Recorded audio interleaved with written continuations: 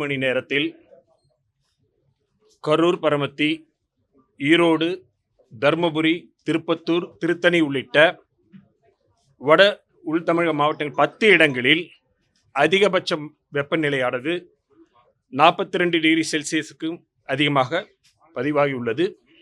அதிகபட்சமாக கரூரில் 44.3 degree Celsius பதிவானது. இது இயல்பை விட 7.5 டிகிரி செல்சியஸ் அதிகம். வெப்ப அலை பொறுத்தவரையில் வட உள் தமிழக மாவட்டங்களில் ஓரிரு இடங்களில் வெப்ப அலை நிலவியது.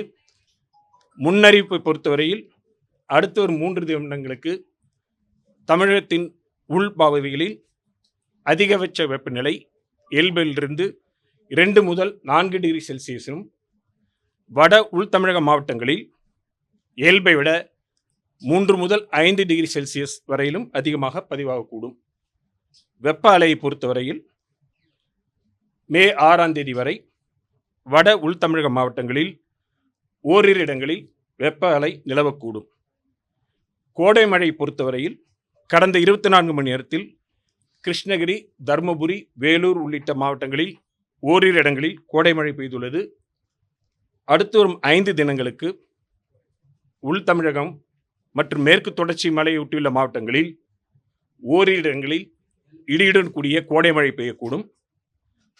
மேலும் மே 7ஆம் தேதி நீலகிரி, ஈரோடு, தருமபுரி, கிருஷ்ணகிரி, திருப்பத்தூர், வேலூர் மாவட்டங்களில் ஓரிரு இடங்களில் கனமழைக்கான வாய்ப்பு உள்ளது. கோடை மழை பொறுத்தவரையில் கடந்த மார்ச் 1 முதல் இன்று வரையான காலகட்டத்தில் இயல்பு மழையானது 6 சென்டிமீட்டர், பெய்துள்ள மழையின் அளவு 1 சென்டிமீட்டர், 74% இயல்பை விட குறைவு.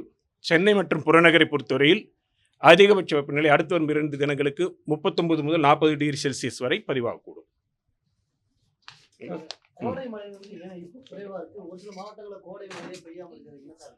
கோடை மழை பொறுத்த வரைக்கும் பருவமழை மாதிரி ஒரு பெரிய மழை இல்லை. அதனுடைய இயல்பு அளவே குறைவாக இருக்கும். கோடை காலத்தில் நமக்கு இப்போ கூடிய காற்றுடைய போக்கை பார்த்தீங்கன்னா தற்பொழுது இயல்பாக பார்க்கும் பொழுது வங்கக்கடல் பகுதியிலும் அரபிக்கடல் பகுதியிலும் காற்றழுத்தம் அதிகமாக இருக்கக்கூடிய பகுதி நிலவும். இந்த 2 பகுதியிலிருந்து வீட்டக்கூடிய காற்றுடைய இரண்டும் சந்திக்கின்ற பகுதி விண்ட் டிஸ்கண்டினியூட்டி சொல்லுவாங்க. அது நடுவில் இன்டீரியர் போர்ஷனில் போகும்.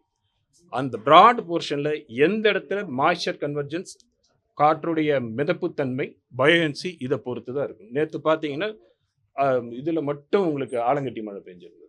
அது குறிப்பிட்ட குறுகிய இடத்துல குறுகிய காலத்தில் தான் நிகழும்.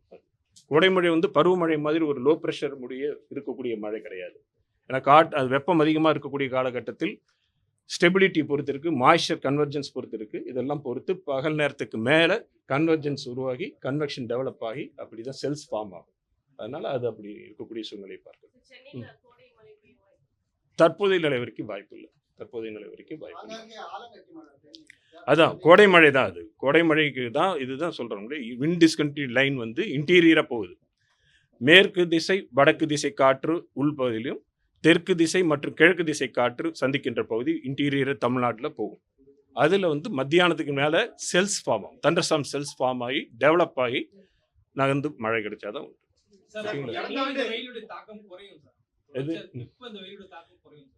இது இந்த காலகட்டம் மே மாத காலகட்டம் வெப்ப காலகட்டம் தான். இதில் கோடை மழை வருகின்ற பொழுது 1-2 தினங்கள் குறையலாம். மற்றபடி பொதுவாகவே இது இந்த வெயில் காலகட்டம் தான். ஆமாம் ஆமாம். அதாவது வெப்பத்தை பொறுத்தவரையில் ஒன்று ப்ராடர் ரீசன், ஒன்று லோக்கல் எஃபெக்ட். ரெண்டும் கலந்தது தான். ரெண்டும் ரீசன் இருக்கும். இது ஒரு குறிப்பிட்ட காரணத்தால் வெப்ப இது கிடையாது. இப்போ எல்னினோ இருக்கக்கூடிய ஒரு காலகட்டம், எல்னினோ முடிஞ்சு போகிற காலகட்டத்தில் இயல்பாக நம்மளுடைய வட இந்திய பகுதிகளில் நம்ம குறிப்பாக சென்ட்ரல் இந்தியாவிலலாம் பார்த்தீங்கன்னா சப்சிடன்ஸ் அதிகமாக இருக்கக்கூடிய காலகட்டம் அது ஒன்று இருக்கக்கூடியது. அதை தவிர்த்து கோடை மழை குறைவாக இருக்கின்ற போது சாயில் மாய்ஸ்சர்ஸ் கம்மியாக இருக்கும். சாயில் மாய்ஸ்சர் ட்ரையாக பார்க்குறோம். 73% இயல்போட குறைவு. சாயில் மாய்ஸ்சர் கம்மியாக இருக்கும்போது டைரெக்டாக சூரிய வெளிச்சம் உள்ள விழுகுது. மேகக்கூட்டங்கள் இல்லாத சூழ்நிலை. பிறகு சுற்றுப்புற சூழ்நிலையில் அந்த இடத்துல இருக்கக்கூடிய சுற்றுப்புற சூழ்நிலை இதெல்லாம் கலந்து தான் மண்ணுடைய தன்மை மாறுபடுது. கரூரில் இருக்கிற மண் மாதிரி மதுரையில் இருக்கிற மண் மாதிரி இருக்காது. ஸோ மண்ணுடைய தன்மை மாறுபடும். Local effect plus regional effect. ரெண்டும் கலந்து தான் உங்களுக்கு வெப்பநிலை மாறக்கூடிய சூழ்நிலை. இப்போ கடலோர பகுதியில் இருந்தால் காற்று வந்து தரைக்காற்று, இப்போ சீ பிரீஸ் சென்னை மாதிரி இடத்துல கடல் காற்று தரைக்காற்று முடிவு பண்ணக்கூடிய விஷயமா இருக்குது. உள் பகுதிகளெல்லாம் அந்த அளவுக்கு காற்று இருக்காது. காற்றில் ஈரப்பதம் உள்ள எய்தர் அட்வெக்ஷன் ஃப்ரம் தி பே சைட்லேருந்தோ இல்லை அரேபியன் சீ சைட்லேருந்தோ போகணும். அப்படி இருக்கின்ற காலகட்டத்தில் தான் இதுவாகக்கூடிய, இல்லை மேல் பகுதியிலிருந்து நிலைத்தன்மை மாறுகின்ற பொழுது பயோஎன்சி மாறும் பொழுது வரும். சார் இந்த எல்னினோக்கு அடுத்த வர ஆண்டு எப்பவுமே கொஞ்சம் வெப்பம் அதிகமா காணப்படுது இல்ல சார்? 2016 கம்பேர் பண்ணும்போது இப்போ அதிகமா இருக்கு. சோ அதுக்கான ரீசன் என்ன சார்? அதான் அந்த எல்னினோ காலகட்டத்தில் மே மாத அந்த வந்து எல்னினோங்கிறது 1 இயர் 1.5 இயர்ஸ் இருக்கக்கூடிய நிகழ்வு. அதில் பருவத்தை பொறுத்த வரைக்கும் நமக்கு பார்த்தீங்கன்னா மத்திய பகுதிகளில் ஆன்டி சைக்ளோன் என்று சொல்லக்கூடிய காற்றழுத்த, அதாவது வளம் பகுதியில் சுற்றி செல்லக்கூடிய கடிகார திசையில் காற்று சொல்லக்கூடிய பகுதி இருக்கும். அந்த காலகட்டத்தில் மேகக்கூட்டங்கள் குறைவாக இருக்கின்ற பொழுது, காற்றில் ஈரப்பதம் குறைவாக இருக்கின்ற பொழுது, ரிட்ஜ் பொசிஷன் இருக்கிற பொழுது வெயில் நேரடியாக அடிக்கக்கூடிய சூழ்நிலை இருக்கிறதுனால வெப்பம் அதிகமாக இருக்கும்.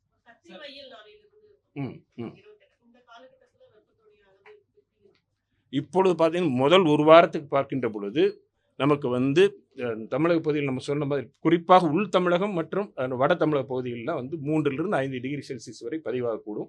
இது ஆவரேஜ் கண்டிஷன். இடையில கோடை மழை பெய்தால் 1-2 தினங்கள் குறையலாம். பிறகு வந்து வெப்பம் அதிகரிக்கும்.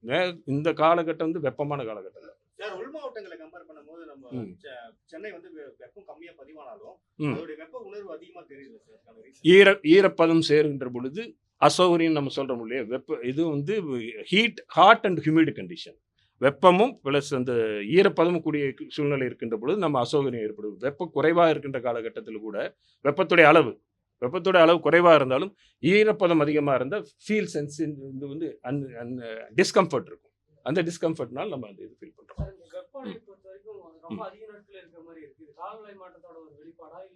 அதாவது காலநிலை மாற்றத்தில் ஒரு காரணத்தால் மட்டும் வர முடியாது. எல்லாமே கலந்த சிச்சுவேஷன் மாற்று ஏற்ற இறக்கத்தோடு இருக்கக்கூடிய விஷயம்தான். இப்போ இந்த இது பார்த்தீங்கன்னா கடந்த ஏப்ரல் மாதத்தை பொறுத்த வரைக்கும் பார்த்தோம்னா சராசரியாக பார்க்கின்ற பொழுது ஈரோட்டில் 6 தினங்கள் ஹீட் வேவ் இருந்திருக்கு. கரூரில் 4 தினம் இருந்திருக்கு. அதே சமயத்தில் ஈரோடை பொறுத்த வரைக்கும் 27 நாட்கள் 40 டிகிரி செல்சியஸ்க்கு மேலே அதிகமாக பதிவாயிருக்கு. 27 நாட்கள் வந்து 40 டிகிரி செல்சியஸ்க்கு மேலே பதிவாயிருக்கு.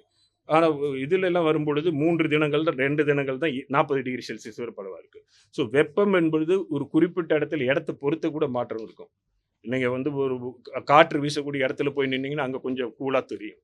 வெப்பம் வந்து அது லோக்கலைஸ்ட் எஃபெக்ட்டும் நிறைய இம்பேக்ட் இருக்கும். ஸோ அந்த எந்த இடத்துல நம்ம மெஷர் பண்ணுறோம் அதை பொறுத்து இருக்குது. ஸோ அதனால தான் சொன்ன மாதிரி ஒரு regional effect plus local effect ரெண்டும் கலந்தது தான் நமக்கு வெப்பத்தை தரக்கூடிய சூழ்நிலை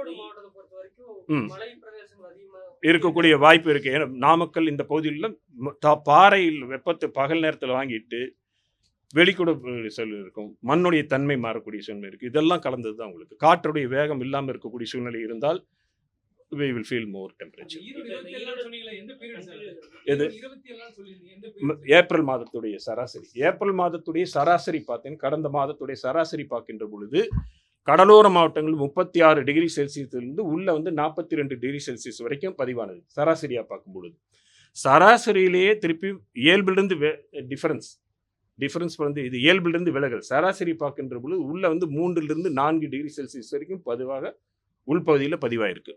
ஒரு பர்டிகுலர் டேயில் வந்தீங்கன்னா ஊட்டியில் 5 டிகிரி செல்சியஸ் அதிகமாக பதிவாயிருக்கு. ஒரு பர்டிகுலர் டேயில் நான் சொல்கிறேன் 30 நாட்களுக்கான சராசரி பார்க்கின்ற பொழுது கடலோர பகுதியிலிருந்து இன்டீரியர் பொல்யூஷன் வரைக்கும் உள்ளே போகும்பொழுது 36 டிகிரிலிருந்து 40 டிகிரி 43 டிகிரி வரைக்கும் உள்ள போயிருக்கு. சராசரி 30 நாட்களுக்கான சராசரி. கடந்த மாதம்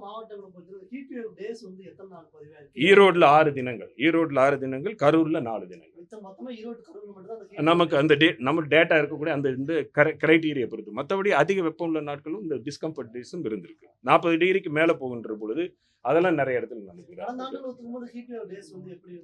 இது வரைக்கும் கொஞ்சம் 2-3 தினங்கள் அதிகமாக தான் இருக்கு. இது வரைக்கும் இருக்கக்கூடியது ஹீட் வேவ் டேஸ். இது ஏப்ரல் மாதத்தில் 2-3 தினங்கள், பொதுவாக 8 தினங்கள் தான் நமக்கு சொல்லுவோம். அதில் இது வரைக்கும் இருக்கிற 6 தினங்கள் வரைக்கும் வந்திருக்கு. இயல்பு ஒட்டி தான் வந்துட்டு இருக்கு அந்த டேட்டில்.